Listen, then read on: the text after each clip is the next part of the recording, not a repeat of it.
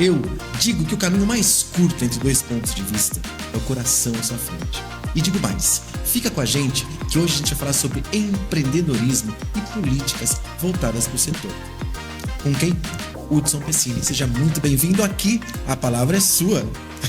E a língua é viva. Obrigado, viu? Obrigado pelo convite. Sempre um prazer falar com você. Aliás, eu gosto de quando o podcast já acontece antes de começar, né? Esse bate-papo prévio aqui é muito legal. Prazer, mais uma vez. Que bacana. Hudson, para a gente iniciar, antes da gente poder falar sobre o seu trabalho, agora que continua na Secretaria do Trabalho, né? Sim. Junto com o prefeito, com o Rodrigo Manga, eu queria que você contasse um pouco da sua história. Como é que foi que surgiu? Como foi a base do Hudson Pessini? Como é que ele foi para o comércio, né? Você foi presidente da Associação Comercial, mas como é que você surgiu para a área de vendas, né? Olha, Em Sorocaba. hoje eu falo assim, que se existe algo dessas novas profissões que as velhas profissões, na verdade, não vão ser engolidas pelas novas, é a profissão de vendedor. Então, tudo começou com meu pai. Ele era vendedor de uma loja chamada Tati Modas. Quem tem cabelo branco aí vai lembrar, ficava na praça, tinha na Barão, tinha na Braguinha, tinha no Esplanada Shopping na época. E aí, um dia ele cansou de ser funcionário e decidiu, em 1988, abrir a sua própria loja, a empreender. E aí, na Rua Cesário Mota, 128, nós montamos nossa primeira loja. Tenho fotos ainda desse primeiro comércio. Nosso era muito pequeno, acho que é metade dessa sala aqui. E ali, eu muito novo, comecei a trabalhar com ele em 88. Em 1990, nós mudamos para a Rua da Penha. Eu comecei a me envolver com o comércio. Chegou num tempo... Que idade que você tinha nessa época? 88, acho que 12, 13 anos. 12, 13 anos.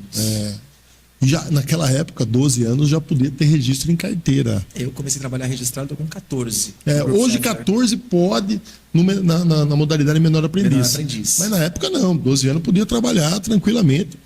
E também, eu acho que existe também muitas vezes um fantasma em cima desse lance de começar a trabalhar com 12 anos, porque existe a exploração infantil, que ainda é muito algo grave, e existe o trabalho saudável infantil, que é justamente esse que os pais, geralmente, para tirar o filho da rua, da má influência, falam assim, vem cá, faz com que o filho brinque de trabalhar. Você usou um termo que é o trabalho saudável infantil. Isso, é assim. Só para poder entender, porque sem ser trabalho, ele poderia fazer várias outras atividades também no currículo, no dia a dia. Exato. Sem ser um trabalho, né? Então, mas aí o pai geralmente pega, eu conheço amigos meus que vai, traz o filho para trabalhar no escritório, por exemplo. Fica aqui no computador, vai fazendo alguma coisinha, para ele poder se envolver com aquele mistério que é o mundo profissional. E quando você entra, né, fala, isso aqui é legal. Puta, olha que gostoso. E eu achei legal. E ali continuei com meu pai até 2000. Em 96. A sua família toda sempre foi? Meu avô já era comerciante, meu avô tinha ferro velho na Vila Hortência. Meu pai é comerciante, minha irmã é comerciante, meu irmão é comerciante. Então, somos todos do comércio. E é uma profissão interessante, ela é para louco, na verdade, porque o comércio hoje, as pessoas que estão acostumadas muitas vezes hoje num padrão, eu sou advogado, eu sou médico, eu sou dentista, eu jamais conseguiria empreender essa incerteza do que vai acontecer o mês que vem. Depende da fala do presidente, da eleição dos Estados Unidos, da guerra da Ucrânia. Então, tudo isso influencia no seu dia a dia. E essa insegurança as pessoas não sabem lidar. E o cara que tem espírito empreendedor, ele se arrisca. É a mesma coisa o site de aposta. Tem gente que prefere apostar no tigrinho do que abrir o seu próprio negócio. E o risco, muitas vezes, do seu próprio negócio é infinitamente menor do que ficar apostando nessas bets da vida. Mas voltando, em 96... O risco de você fazer algo do que você ficar parado... É muito melhor você arriscar fazer alguma coisa do que você não fazer nada. Entendeu? Porque você tem o risco de dar certo também, né? Perfeito. Então, em 96, eu fui para... Meu pai comprou um ponto na Boulevard Braguinha 130. Eu fui para lá. E lá, a Braguinha, na época, estava horrível. Horrível. Mas nessa época você estudava em escola particular ou no estado, municipal? Eu estava estudando... Eu sempre vim, toda a minha história dentro do ensino foi ensino público. Estudei no Senador, no CEONC, no Aquiles, no Quinzinho de Barros, só escolas públicas. Nessa época eu estava em 90, finalzinho dos anos 90, estava fazendo faculdade na Uniso de Direito. E aí eu comecei a me incomodar. É interessante quando a pessoa se incomoda, e isso é a parte de cidadania, né? Muitas vezes ela se incomoda com a lâmpada queimada somente na porta da casa dela. Mas se tiver 8 lâmpadas queimadas na rua, ela, não, minha porta está iluminada, não importa, não preciso. Mas ali, por aquele trecho que está a lâmpada queimada, muitas vezes o filho vai passar voltando da escola, ou coisas do tipo. Então a gente tem que pensar também, nós vivemos em sociedade, temos que pensar de forma coletiva também. E aí eu falei, não dá para aceitar esse cheiro horrível, porque os prédios da Boulevard Braguinha são prédios muito antigos. É a antiga Rua Direita, enfim. Ela tem uma história toda a Braguinha, e na época não existia água, esgoto tratado. Então alguns prédios desses construídos há mais de 100 anos atrás, o esgoto era ligado na água da chuva. E aí aqueles bueiros do centro da Braguinha, na Rua Barão do Rio Branco, quando faltava muito, ficava muito tempo sem chover, ficava aquele esgoto ali, subia aquele odor horrível. Deixa eu falar, e nessa época, você tinha tempo de brincar no centro? Tinha amigos? Tinha sim. Como é que era isso? Sabe que era legal? Mas era um trabalho, era um acompanhamento, vamos dizer assim, do trabalho do pai, né? Mas como que era essa atividade da infância? Não, era legal, porque é o seguinte, meus amigos mesmo da Vila Hortência, até vários deles, o Erickson, o Cezinha, o Ronaldo, tantos outros, eles achavam legal eu trabalhar. Porque daí eu tinha um troquinho, sabe? O meu dinheiro era meu, eu comprava uma roupinha mais legal. E o dinheiro de hoje, meu pai que pagava acho que R$200 por mês. Né? Mas aí ele falava, e meu pai falava, viu, tem algum amiguinho seu aí que vai querer trabalhar final de ano com a gente, para estoquista, para ficar dobrando roupa, porque dezembro tem muita demanda e a roupa tem que estar no lugar para o vendedor poder vender. Então não dá para deixar aquela bagunça. Aí eu convidava esses amigos meus todos, falou, vocês querem trabalhar lá na loja lá? Aí eu trazia essa molecada, então a gente era amigo na brincadeira de rua, e esse mesmo amigo da rua ia trabalhar com a gente na loja. E muitos desses aí, até hoje a gente tem amizade, a gente lembra de uma forma muito saudosista, muito gostosa dessa época, porque era uma coisa boa. E voltando a Braguinha, eu comecei a arrumar encrenca em 96 com um prefeito chamado Renato Amari, inclusive foi aniversário dele na semana passada, acho que se não me engano 78 anos. Mas acho que é um dos prefeitos mais lembrados de... ele era a turma chamava ele de Coronel Renato, mas ele tinha a cidade como um empreendimento dele. Talvez o Manga agora seja com esse apelo popular. Mas o Manga é mais fofo. O Manga, na hora do trato, o Manga é mais fofo. O Renato já vi situações, passagens com ele. Eu vou contar uma passagem muito interessante aqui. Estavam revitalizando o centro, depois dessa brigaiada toda. Eu fui convidado para entrar na associação comercial, para chegar nesse ponto do Renato. E aí, com muito custo, muita briga, muita discussão, eu ganhei a confiança do Renato. Já estava daí, fui convidado a ingressar na diretoria da associação comercial. E aí, nessa daí, ele fazia vistoria nas obras de revitalização no centro. Uma vez por semana, ou 2 vezes por semana. Tomava cafezinho lá na padaria da 15 de novembro. Isso, você lembra disso? Exatamente isso. E aí, onde é o Correio hoje, tem um poste bem na esquina, e uma escavadeira, uma retroescavadeira, bateu aquele braço no poste e quebrou o poste. O poste ficou meio torto, assim, trincado. Correndo o sério risco de terminar de cair. Ele não caiu, mas ficou torto. Mas não tinha mais condição de utilizar. E tinha tido um acidente no Itaú, lá perto da Praça do Canhão, com uma retroescavadeira. Uma pessoa veio a perder a vida, porque ela passou por baixo de uma fita de isolamento para cortar caminho, acabou aí também vindo a óbito. E o Renato ficou extremamente abalado com aquilo, e passando lá, ele viu aquele poste quebrado. Aí ele ligou, não vou falar nem o nome do cara, porque na nossa frente, fulano, tudo bem, tudo. Viu? Tem um poste aqui, tal lugar. Você viu que ele está quebrado? Já vi sim, Renato, já vi. Então, e aí? Não, já pedi para trocar. Não, você não pediu, você vai trocar ele hoje. Porque se esse poste cair na cabeça de alguém, a culpa é do prefeito. E nem sempre a gente tem condição de fazer essa vistoria que eu faço. Mas você é responsável por isso e você tinha que ter resolvido isso antes de eu ver. Então você trata de resolver esse negócio. Tá bom. Não, pode ficar tranquilo. Cara, passou 2 dias. O Renato teve que fazer mais alguma coisa no centro. Ele estava indo embora já. Estava naquela região da Monsenhor Jô Soares, lá embaixo. Eu estava com ele. Eu estava decidido sobre o alargamento da Rua da Penha. Aí foi entrando no carro e falou: não, peraí. Putz, você viu aquele poste que eu falei para trocar? Eu falei: puta, que cabeça. Eu falei: puta, Renato, não vi. Vamos subir lá. Aí ele fez um negócio que, na época, ele ligou no gabinete dele por uma assessora que chamava Sumi e falou para Sumi transferir a ligação para a pessoa que ele tinha ligado. A pessoa achou que o Renato estava no gabinete. Tocou lá, tinha só identificador simples, não era como é hoje. Estou falando para vocês de 2001. Aí, ô, fulano, tudo bem? Daí ele dá uma floreada.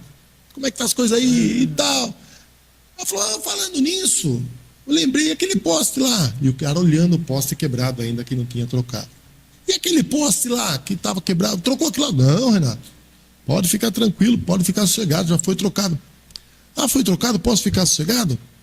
Pode. Ele falou assim: pode, é uma merda.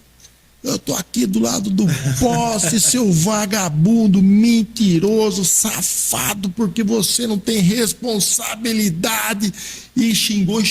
Falou assim: eu vou ficar aqui mais meia hora. Se esse poste não for trocado, eu vou trocar você. E ficou mais meia hora, em 15, 20 minutos, chegou um caminhão lá e trocou o poste. Então, essa é uma característica do Renato Amari. Ele era muito firme, que o Manga hoje tem mais jeito com as coisas. Então o Renato, muitas vezes, ele era assim, as pessoas viam ele assim: nossa, um cara bravo, mas não é, ele gostava das coisas muito certas. E a tolerância dele era 0. Mas, voltando a isso, aí comecei a me envolver com política nessa hora. Já que a gente está falando de política, né, está falando sobre a questão dos lojistas, como que foi essa mudança, né, do empreendedor, do lojista, para a área da política? Isso? Difícil até hoje. É difícil até hoje, porque quando as pessoas muitas vezes querem o impossível. E quando você fala a verdade para essas pessoas, que aquilo que ela está pedindo não tem possibilidade de acontecer. Cita um exemplo.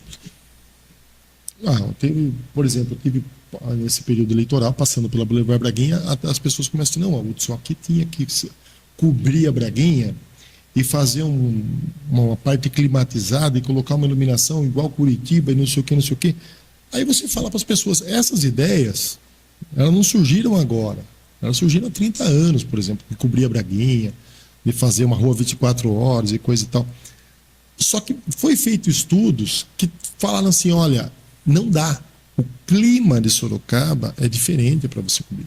Climatizar uma Boulevard Braguinha hoje vai ter que ter uma condição de consumo de energia absurda. Quem é que vai pagar essa conta? E outra, você fecha um ambiente hoje no centro de Sorocaba, você... É seu. Não. Ah, calma, tá ali, ó.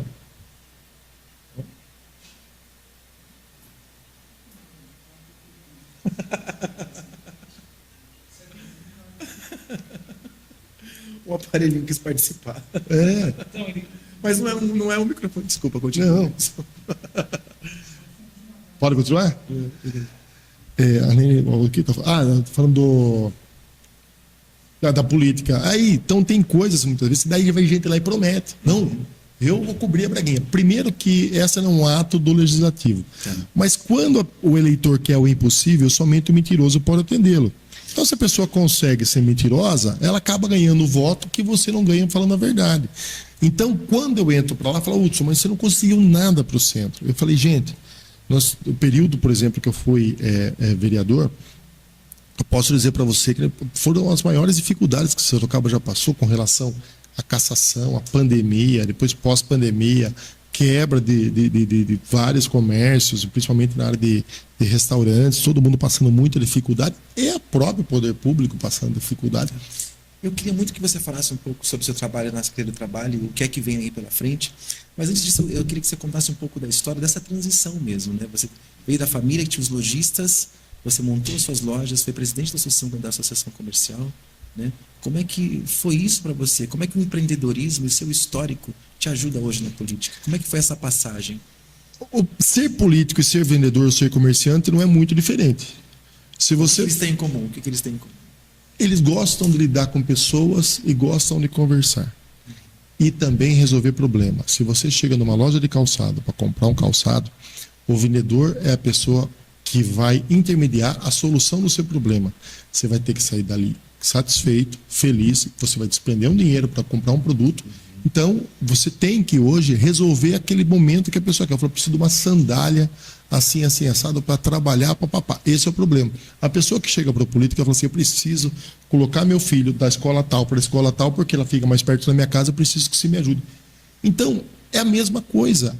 A forma de você buscar a solução é a mesma, só muda o problema. Então, você já vem com uma certa facilidade. Quais foram as grandes soluções que você fala assim, nossa, essa solução que eu consegui na Secretaria do Trabalho teve muito efeito e está dando resultado? Olha, na Secretaria do Trabalho, anos, né? eu acho que foi, na verdade, a gente fazer o planejamento de capacitação.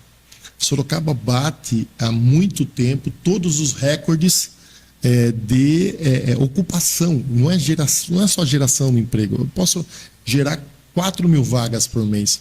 Mas se eu não tiver pessoas preparadas para ocupar essa vaga, não adianta. Quantas vagas você disse? O Sorocaba hoje tem, em média, 3.000 vagas por mês. Eu preciso te perguntar isso, porque a gente fez os vídeos de chamadas, né? E um dos comentários estava colocando que não batia o número que você estava falando, que era incoerente. Não. E eu preciso te perguntar, né? De onde a gente consegue ver esses dados No CAGED. sobre a geração de empregos, de vagas disponíveis? As vagas disponíveis, na verdade, existem as vagas que estão no PAT. Tá. Essas vagas estão abertas todos os dias.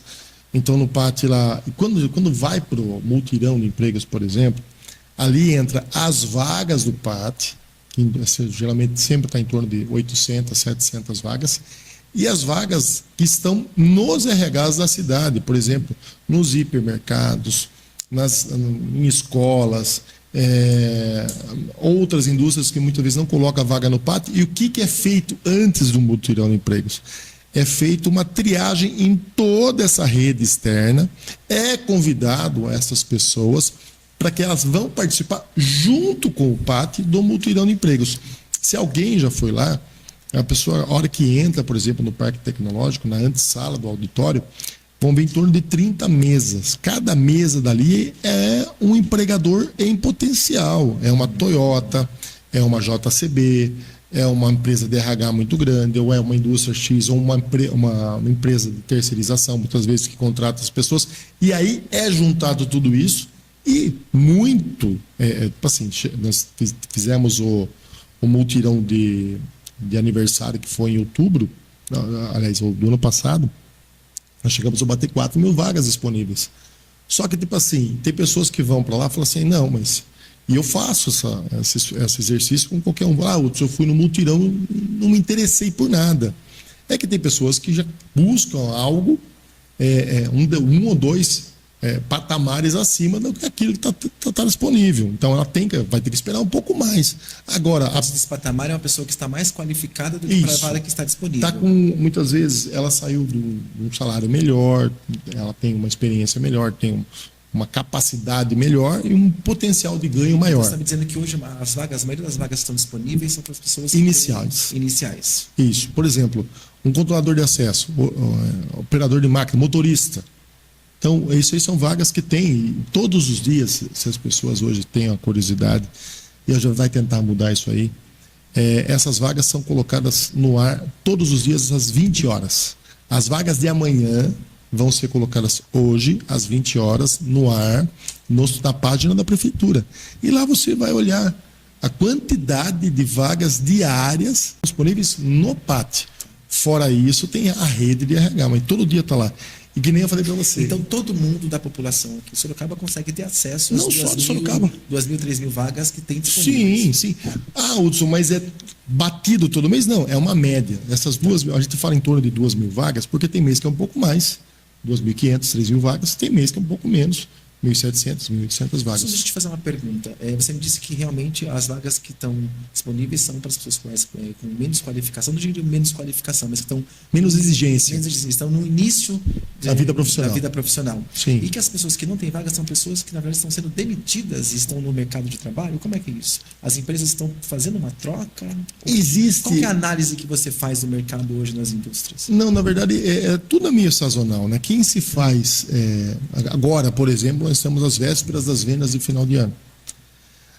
Vai abrir em torno de 4.000 vagas só para o comércio. Isso aí foi divulgado. São vagas temporárias. Então, é esse o ponto. Essas vagas só se tornam temporárias se eu mostrar para o meu chefe, nesse momento que eu estou tendo a oportunidade, que eu sou temporário. Se eu mostrar para ele que Você trabalhou muitos anos Sim. nessa área. Qual que é a porcentagem de pessoas que são efetivadas? 40%. 40%. Isso depende muito se a pessoa entra com a mentalidade de que ela vai ficar ali só 30 dias e vai embora, ou 45 dias e vai embora, ela já está... Mas vamos conversar. É uma troca, porque assim, a gente sabe que dentro de uma loja, tem bons funcionários, Sim. tem maus funcionários. É um momento também que essas lojas aproveitam para fazer um remanejamento. Porque tem pessoas que cansam. O Na verdade, comércio... seria uma abertura de vaga, seria uma rotatividade de funcionários. Pode ter, ou pode também, se eu pego um vendedor muito bom, muito bom. A loja é o seguinte, a loja tem que vender X. Se eu dividir aquele X por 5 vendedores, fecha a conta? Fecha. Então, cabe sim. Se eu colocar um cara que vende muito bem e ele aumentar a minha venda, automaticamente ele vai se tornar necessário. Putz, esse cara conseguiu trazer cliente, ele tem um trabalho de pós-venda, ele chama o cara quando chega, por exemplo, um produto novo. Não sei se as pessoas que estão vendo, mas tem vendedor que liga, sabe aquele tipo de camiseta que você gosta? Chegou aqui, venha para cá. Então, ele usa a estrutura para ampliar. Exato, então esse cara, ele nunca vai ser temporário. Então, e é interessante, aí o que acontece em janeiro? Em janeiro, o CAGED registra um alto índice de demissão, porque são esses temporários que estão sendo demitidos e a indústria geralmente começa a contratar. Então, o setor de serviços, eles vão brigando entre si, muitas vezes, quem é que fica na liderança na contratação. Agora é difícil, muito difícil hoje, a indústria e o setor de serviços concorrer com o comércio. Eu garanto para você, dessas 4.000 vagas que vão ser colocadas de temporárias no final de ano, eu acho que em torno de 50%, 60% vão ser ocupadas. Porque não há hoje um interesse, muitas vezes, também de pessoas trabalharem no comércio. Sendo que a maioria das pessoas hoje que vão conquistar o primeiro emprego começam na oportunidade que o comércio dá. Como que você vê que vem esse desinteresse? Qual que é a sua opinião? Eu acho que... Eu vejo o jovem hoje... Análise, né? Eu vejo assim, a entrevista de emprego que acontecia antigamente, geralmente o empregador falava para você, eu falava, digo o seguinte, você vai trabalhar aqui, sábado ele trabalha até a 1h da tarde, abre às 9h, e tal horário do almoço, assim, se assado, e eu falo tudo isso para vocês, falo, putz, legal. Quando que eu começo? Começo a tal. Hoje é o contrário. O cara que está concorrendo à vaga fala assim, eu tenho, faz os benefícios, quantas horas eu tenho do almoço? Trabalho de sábado. Então, como está com excesso hoje de vagas, está uma carência, uma crise de mão de obra, o cara que se propõe a uma vaga tem mais vagas para ele concorrer. Então ele fica super valorizado. Eu preciso te fazer essa pergunta. Eu não sei se existe uma defasagem salarial. Eu não conheço muito a questão salarial do comércio central, né? Mas hoje um vendedor ambulante, por exemplo, que trabalhe na rua, claro que não tem os benefícios que tem trabalhistas que tem uma pessoa CLT, né, que tem seus direitos. Mas eles têm uma faixa salarial próxima? Muito melhor. Muito melhor. E você acha que talvez essa falta de expectativa de trabalhar no comércio seja porque eles podem buscar outras formas que têm uma rentabilidade? Então, hoje tem pessoas que trabalham muito bem na internet, que é um concorrente. Tem pessoas hoje que buscam realmente empreender. É que, na verdade, vai muito de cada pessoa. Você tem coisas que falam assim, eu sirvo para ser vendedor, mas eu não sirvo para montar um negócio. E tem pessoas que falam assim, meu Deus do céu, imagine, Camelão, você carregar todos os dias as suas lojas nas costas, montar e desmontar a sua loja no meio da rua, ficar suscetível à chuva, à briga, a tudo que pode acontecer com você sendo ambulante e muitas vezes até regular. Eu não digo só vendedor ambulante, outras questões. Sim, questões mas que você pode fazer, por exemplo, hoje você É. tem aí essas vendedoras de produtos e cosméticos e coisa e tal, que ela trabalha muito bem hoje com a clientela que ela tem, aquele vulgo sacoleira, ela vai pegar um produto em São Paulo e vai vender em clínicas para amiga, no salão para outra amiga, não sei o que, não sei o que. Isso dá dinheiro. O que acho que há é um desinteresse pela vida profissional. No mercado normalmente de vendas, falam que bons vendedores não ficam sem trabalho. Isso. Tem espaço para trabalhar. Sim, Né? sim. É que a gente está falando o oposto. Né? A pessoa não quer, não aceita as condições que a loja está oferecendo. Muitas vezes ela fala assim, que também existe uma coisa ilusória, tu vai falar assim, porque o cara muitas vezes ele é um youtuber, ele ganha 100 mil por mês. Cara, mas o youtuber de hoje era o jogador de futebol dos anos 80. Não é todo mundo que sabe jogar futebol que vai virar Neymar. E não é todo mundo que sabe fazer um vídeo na internet ou uma coisinha fofinha que vai ganhar dinheiro de forma exponencial numa rede social. E só que as pessoas se iludem muito com esse momento e ficam perdendo, muitas vezes, muito tempo nisso. Eu falo assim, do mesmo jeito que ano passado, você pode tentar ir numa escolinha de futebol, você pai e mãe colocava, mas também, em paralelo, você tem que começar a construir uma vida profissional. Não simplesmente, não vou mexer com isso, que eu quero dedicar somente a isso. E daqui a pouco não dá certo, você está com 28 anos, você vai para o primeiro emprego. É o que está acontecendo. A média do primeiro emprego hoje está cada vez mais longe. Qual que é a média hoje? Na última... Eu não sei atualmente, mas eu já cheguei a ver pessoas que estavam buscando o primeiro emprego com 28, 27, 26 anos. Eu acho isso um absurdo. Não, mas eu fui estudar. Mas isso aí... Você está falando por cima, a gente não tem um parâmetro real. Não, parâmetro real não tem. Mas dá para puxar um número interessante. Mas hoje, uma média de primeiro emprego hoje é 19 a 20 anos. Então, eu tenho vaga hoje, se alguém quiser entrar em contato comigo, vagas para pessoas de 14 anos de estágio, meio período, pagando bem, pagando vale transporte, pagando todos os direitos. E a vaga está em aberto. Nem não aparece pretendente. Então, eu estou assistindo aqui, eu gostaria muito, eu tenho meu filho, meu sobrinho, pode entrar em contato comigo. Que se essa vaga estiver aberta, eu vou direcionar. Quem estiver com as vagas abertas, pode mandar um direct direto. E pode mandar. Ou manda sempre aparece, a gente sempre encaminha os currículos que mandam pra gente. A pessoa tem também lembrar de dar feedback. Deu certo, não deu certo. Porque muitas vezes a pessoa manda um currículo e a gente fala, tem um cara desesperado precisando dessa pessoa.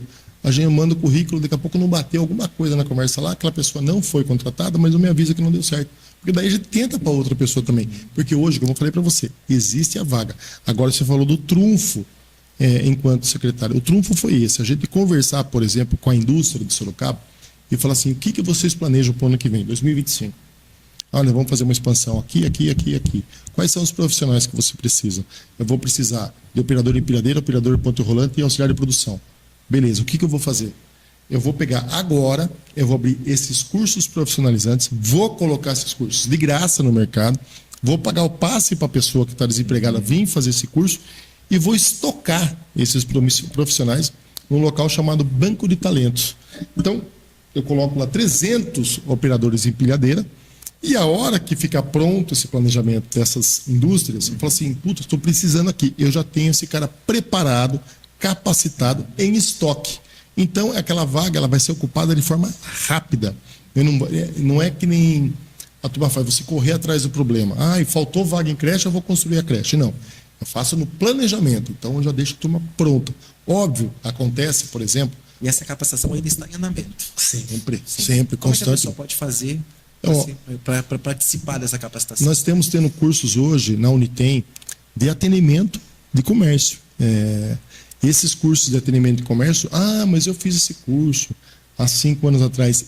Toda essa parte de profissionalização, de capacitação, ela muda todo ano. Hoje, uma empilhadeira atual, ela é completamente da empilhadeira de 5 anos atrás e 10 anos atrás. Então, tem novas máquinas aí. E no comércio também, que nem eu brinco muito sobre vitrine. Em curso de vitrinismo. Faça, porque a vitrinismo também é você saber colocar essa caneca aqui, vamos colocar perto do Digo aqui, e saber você tirar uma foto dessa caneca com uma luz boa, uma situação boa, com fundo bom, para você expor ela no seu site e vender ela. Isso é vitrinismo também. Há um curso de fotografia por celular para você expor seu produto e também o vitrinismo para você montar um look legal de uma bolsa, uma coisa bonita na frente da sua loja ou até para fotografar vestido em uma pessoa para você fotografar. Hoje tem muito isso. A pessoa vende roupa, pegando a foto, muitas vezes, do fabricante, da pessoa vestida. Então, ela pode fazer isso também na loja dela. Só pode fazer a capacitação na Unitem. Pode. E quando a gente fala no Unitem, fala, mas eu fiz o Senac. Hoje existe essa secretaria proporcionou a vinda de Senac, Sebrae, SESI, Senac, tudo para dentro da Unitem, aonde a gente faz com que há uma otimização de capacitação. Como assim, Hudson? Não adianta que no passado eu fazer um curso de vendas na Unitem e o Senac fazer outro. Eu falo, Senac, você vai fazer? Vou. Você não quer fazer aqui na Unitem? Oferecer de graça? Isso aí, a gente faz uma parceria. Aí o Senac vai e faz um curso só, porque antigamente não fechava turma nenhum dos dois, aí ficava assim o curso. Porque tem que ter, por exemplo, 40 pessoas, aí ficava 15 aqui, 15 ali, 15 lá. E aí não fechava o curso, não acontecia o curso. Hoje não, a gente faz uma conversa, chama Capacita Mais, onde de fato a gente fala assim, Senac, você vai fazer isso? Então faz isso você, o Unitem faz isso, Senac faz isso, Sebrae faz aquele outro. Beleza? Cada um na sua área. Então as pessoas podem buscar a informação mas fica tudo na Unitem. Na Unitem, unitem.com.br. Tem muito curso também agora, nós estamos partindo da parte EAD. Hudson, mas não dá tempo. Não dá tempo de eu fazer o curso, porque eu trabalho, eu estudo, tenho que cuidar do meu filho. Hoje tem uma gama imensa no Capacita São Paulo de cursos EAD com certificação que você pode fazer na sua casa. Então, é muita facilidade que existe hoje e as oportunidades estão passando, digo. Sorocaba, eu falo para você que ela está numa situação de avanço na parte de desenvolvimento econômico. É isso que eu ia te perguntar. Agora, com a reeleição, né, você continua como secretário do Trabalho. O trabalho, os seus projetos, a pasta, você continua com os mesmos projetos, ampliando o projeto? Tem algo novo para a população? Esse negócio do banco de talentos e a digitalização dessas vagas, o que a gente quer, na verdade, cada vez deixar mais cômodo para o empregador e mais fácil para aquele que está precisando trabalhar. Você fazer muitas vezes a pessoa se deslocar até o PAT, segunda-feira, às 7 horas da manhã, ficar na fila, ficar na chuva, porque tem uma vaga disponível na era digital, onde tudo se resolve para o WhatsApp. E aí eu faço isso. Então hoje, a gente está buscando muito deixar todas essas vagas online, as pessoas conectam online, e começar também a incentivar o empregador a fazer a entrevista por vídeo na casa da pessoa. Eu posso muitas vezes colocar um celular aqui, mas aí tem a parte interessante, que a pessoa vai participar, isso já acontece, de uma entrevista online, né, por WhatsApp, que seja. A pessoa muitas vezes na casa dela, ela está uma roupa ruim, ela está descabelada, ela não entende que ela tem que estar preparada, um porte de quem está procurando emprego, não de quem está na casa desempregado. Ela tem que pelo menos pentear o cabelo, tomar um banhozinho, ficar com uma carinha bonita e não usar menos gírias, pegar um ambiente em silêncio, sem cachorro latindo no fundo. Mas tem essas instruções, né? Na verdade, a gente tem alguns vídeos explicativos. Eu tinha até um podcast que falava justamente isso. Não adianta a vaga do emprego estar aqui e eu estar preparado para cá. E no meio você fazer tudo errado. Não montar um currículo bem elaborado, ou vai para uma entrevista presencial. Tem vários casos que a pessoa chega cheirando álcool. Geralmente as entrevistas acontecem na segunda-feira, a pessoa vai direto da balada e chega lá com um chinelo, uma bermuda com folha de maconha. Aí fala assim, mas não é preconceito. Não, a bermuda com folha de maconha é legal para você usar com seus amigos. Mas para uma entrevista de emprego ela não é legal. Você não vai, por exemplo, com seus amigos com uma roupa que você vai num casamento. Então por que você se veste bem para ir num casamento e para ir numa entrevista de emprego não? A gente falou bastante sobre o empregador, né, sobre as vagas de trabalho. E você também, empreendedor, tem várias lojas, né? Teve algumas lojas, a sua família também. Dentro desse ambiente de trabalho, você como empreendedor, como empregador, como ser um formador de um novo empreendedor dentro do ambiente de trabalho? Como é isso para você? Como é que você lidou e lida com seus funcionários nesse aspecto? Cara, eu falo para você que outro dia eu estava me reunindo e conversando com esses funcionários pelo Instagram, pelo WhatsApp, coisa e tal. E eu tenho assim um orgulho muito grande, porque todas as pessoas que trabalharam comigo hoje, a grande maioria que eu tenho contato até hoje, são empreendedores. Um montou salão de cabeleireiro, outro montou negócio para motoboy, outro montou um negócio de esfirra. Todos eles empreenderam. Por quê? Porque acho que há uma satisfação aonde você tem dentro da liderança, não só explorar a mão de obra do funcionário, e sim falar para eles assim: isso aqui é bom, é gostoso e você pode ganhar dinheiro também com isso. É legal você motivar. Eu acho que qualquer pessoa hoje, eu vou falar uma coisa aqui, que qualquer pessoa que queira andar de Ferrari, ela não vai andar de Ferrari sendo empregado. Se você hoje que quer ficar numa zona de conforto, quer trabalhar numa loja, ótimo, tu fala: eu não quero, eu estou bem assim, eu estou tranquilo, não tenho mais a ambição de crescer mais do que onde eu estou. Agora, se você falar assim: não, eu quero conhecer Dubai, eu quero conhecer, viajar o Brasil todo, o dinheiro para fazer isso geralmente vai ter muito mais chances dentro do empreendedorismo. Você montar seu próprio negócio é muito mais fácil. Você montar um negócio e dar certo e ganhar dinheiro, do que muitas vezes você ficar com medo de arriscar. Mas isso vai muito da personalidade profissional de cada um.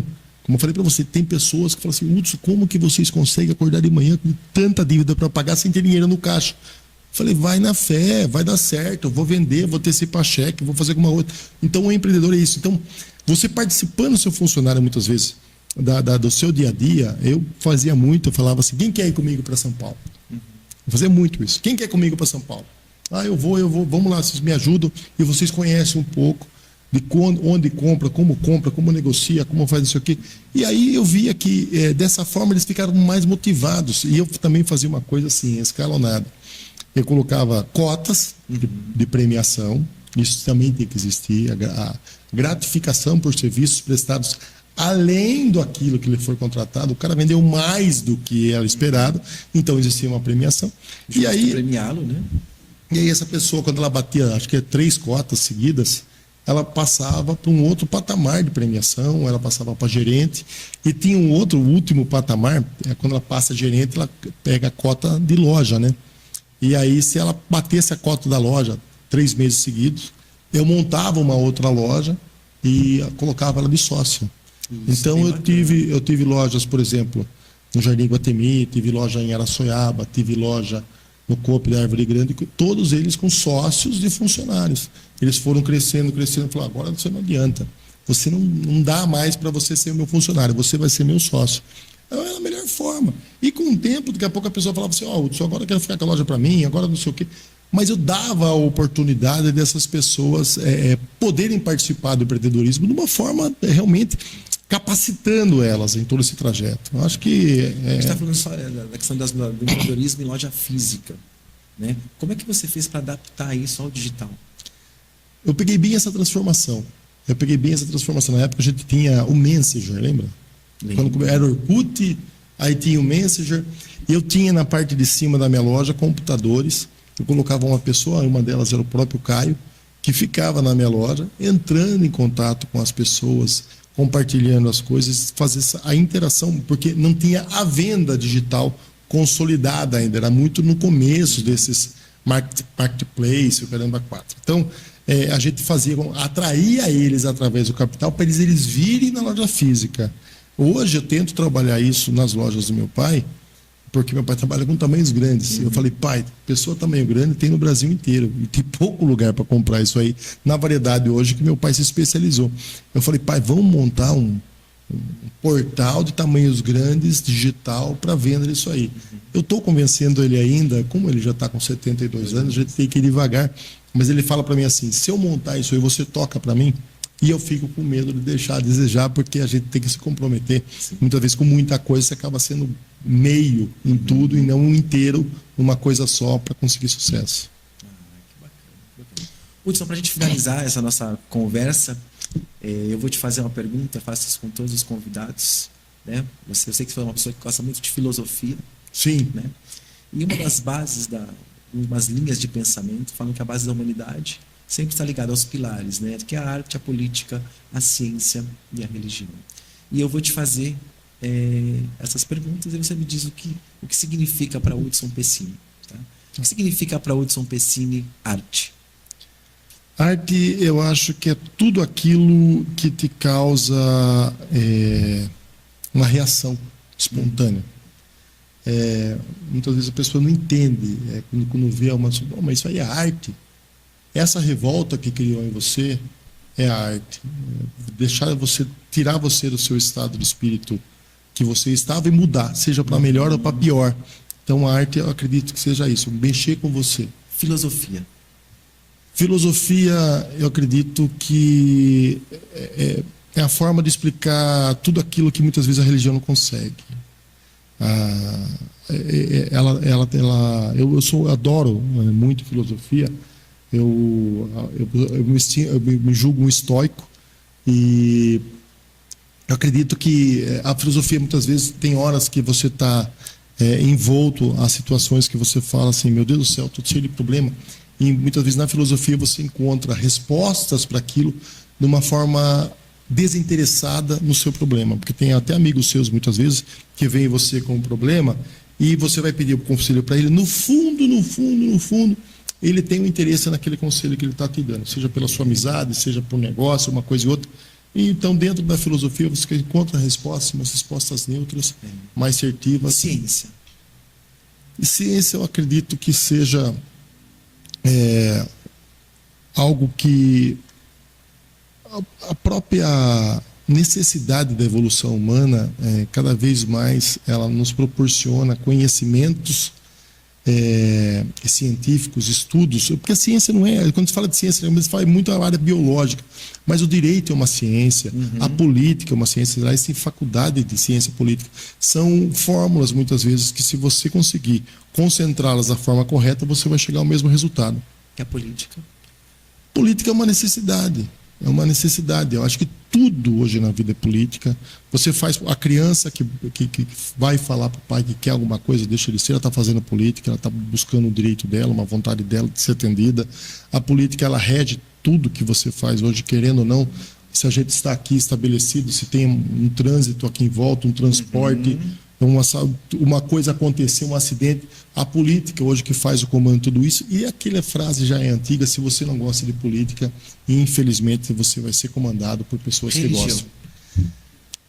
Eu não sou um adepto de religião, eu digo que eu sou um deísta, eu sou uma pessoa que acredita em Deus, acredito que existe um universo, acredito que existe uma vibração, que essa vibração rege tudo que a gente faz. Se você está numa vibração positiva, alta, parece que as coisas boas canalizam até você, e se você está numa situação down, parece que você vai para o limbo, então você tem que manter sua energia lá em cima, para que Deus se conecte com você e não fique lá embaixo para outra coisa se conectar. Tem algum recado que você queira deixar para as pessoas que estão assistindo, principalmente para os jovens que pensam em iniciar, em empreender, né?